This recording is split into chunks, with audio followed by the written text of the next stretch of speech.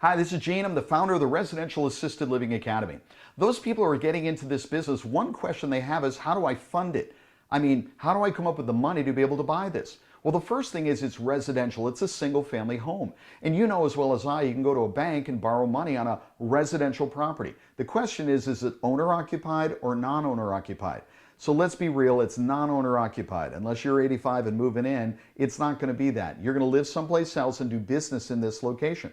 So it's a residential loan, non-owner occupied. In our day and age today, that could be a 20% down payment. Still long-term financing, 30 years, and it's probably going to be just a slightly bit higher than owner occupied. Instead of 3 to 5%, it might be 4 to 6%, depending on your credit and so on. So 20% down payment, 4 to 6% interest rate, 30 years. There it is. How do you come up with the down payment? Well, I'll answer that in another question. So here we go. If you'd like to learn more about residential assisted living, go to RALacademy.com. This is Gene, the founder of the Residential Assisted Living Academy. Do good and do well. Hi, this is Gene, the founder of the Residential Assisted Living Academy. A question that comes up is, now that I know I can go to a bank and borrow the first 80% on this residential property, how do I come up with the other 20%? The renovation costs, the carrying costs for the business portion.